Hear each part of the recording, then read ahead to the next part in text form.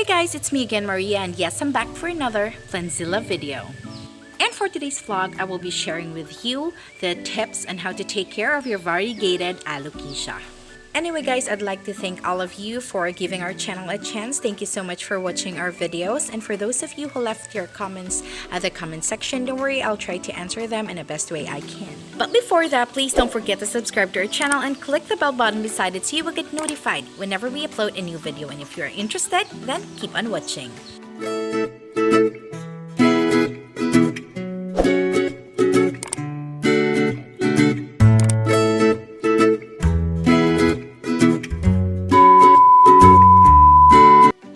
If I'm not mistaken, this variegated alocasia surfaced online merely because Miss Chinky Pacquiao posted a photo with a variegated alocasia behind her.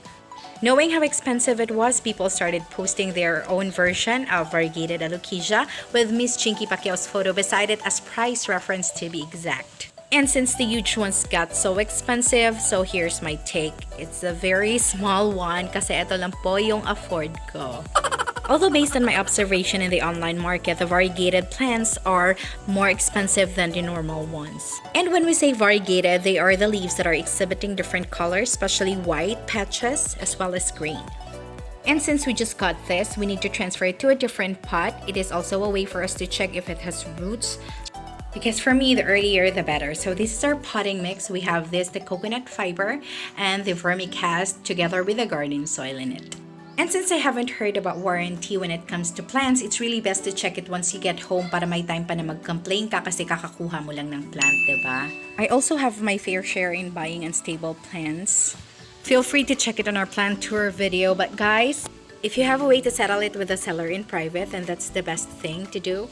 Let's refrain from posting it on social media because let's not forget that there are also people who use Facebook to look for positivity. And reading the rants and hates defeats the purpose. Well, that is basically for me, and if you have your own opinion, that's your choice. We're entitled to express our own feelings. So let's go back. Since marami namang butas yung pot natin, all you have to do is to put some coconut husk and coconut fiber to drain the water, the excess water once we water our plants. And guys, variegation is the appearance of differently colored zones, sometimes in the leaves and sometimes on the stems of the plant. So variegated leaves occur rarely in nature. Unfortunately, we can't do it at home. I also had received such question once wherein I was asked if I know how to variegate my plants. Guys, I really don't know how to do it because it doesn't seem like we can variegate our plants because that's how we want it. In fact, based on research, variegation is a nutrient deficiency symptom of a plant. The green parts are having chlorophyll while the white parts does not have chlorophyll at all.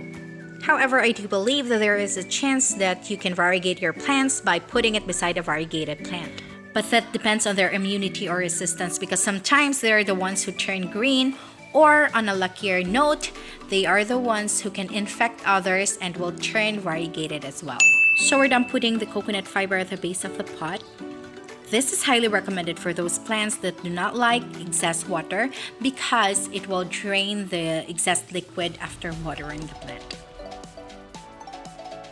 Put enough amount of potting mix inside the pot and then you just have to mix it thoroughly to loosen up the soil para naman magkahiwalay-hiwalay at hindi magbuo-buo. That's what our plant needs. And if in case you'd like to add some more organic fertilizer, you may add more vermicast in your potting mix. That's his choice, so he's adding some more. If you wish to grow this indoor, just like Miss Chinky Pacquiao, this is very good as well. Since it has a stunning foliage, it can also become a centerpiece in your garden or even in your own room. In the right conditions, they can grow very fast, but they're also sensitive. Alocasia grows in big pots, and since maliit pa lang yung alocasia ko, kaya inilagay muna siya dito sa plastic pot. Well, not in the cellophane type of pot. Kasi for me, the cellophane type of pot is really not safe, especially if you need to transfer your pot or your plant to a different area. Kasi nga it's very soft, so there's a tendency na ma-stop yung pagtubo mo, especially if you're still trying to make it stable. Since sobrang liit pa naman ang alocasia ko, for me it's best to transfer it in a plastic pot kasi at least this one is firmer than the other. And since it's time to transfer it to the pot, we have to cut this cellophane pot para hindi na maistorbo, hindi na natin siya bubunutin from the pot itself. And we will include the soil where it is growing para naman maging at home siya pa rin sa paglilipatan niya kasi nandun pa rin yung pinagkakapitan ng roots niya. And just like philodendrons, alocasias need bright but indirect light. Direct sun will cause their leaves to burn kasi sobrang nipis ng leaves nila. So let's avoid placing our alocasia in a spot where it will be exposed to a direct sunlight for a prolonged period. It does not tolerate lower light conditions as well, so it's really best to look for a place where it feels very bright when you're trying to look for a space where you can put your plant. And for those of you who know what is Colocasia but is having a hard time to tell what are the difference between the two, there is a visual distinction that makes it easy for you to tell the difference between them. If the leaves point up, it's probably an alocasia, and if it points down, then it's probably a colocasia. And so we're done. We have removed it from the pot. So tingnan nyo, alam ko buhay na buhay to because I trust the seller. It's my cousin, so the wife of my cousin, so I don't have problems when it comes to rooting. It's just that we really transfer plants that we just bought from online or kung saan man. Wala lang. We just love to. Kahit alam naming rooted siya, tina-transfer talaga namin. We usually mist our philodendrons, but alocasia does not like misting because misting for them encourages plant disease. And if you are putting them indoors and if may aircon ka, be sure to keep it away from it. And since they like warm weather during summer, they can have a new leaf every week and each new leaf may be twice the size of the previous one. That explains why your alocasia does not have the same size of leaves. So once you're done putting the plant inside the pot, all you have to do is to loosen the soil para mag-mix siya dun sa nilagay nating potting mix which has an organic fertilizer in it. And in case you're unlucky nakabili ng plant na walang root, all you have to do is to mix molasses with water and it will serve as the root booster as well as an organic fertilizer for your plant. Trust me, this is very effective since our two plants or the plants that I bought without roots are now thriving thanks to molasses. And since konti lang yung soil, he's adding more of the potting mix into the pot to fill it. And if you wish to propagate your alocasia, remember that they are tuberous, which means they sprout from a central rhizome. For your reference, I will attach the picture of a rhizome here. Kasi mas mabilis nating ma-determine if I'll just post a picture instead of me talking para malaman natin saang part ng alocasia yung magagamit for propagation. And when you propagate it, it's best to split the rhizome into two. And if your alocasia is having yellow leaves and it looks unappealing for you or for aesthetic purposes, you may cut it. The yellow leaves can be a sign of aging, but if you have a lot of yellow leaves, then you're better off finding the problem and fixing it, such as overwatering and not having enough sunlight. And right now, he's preparing molasses, which will be mixed with a little amount of water. This will serve as our organic fertilizer.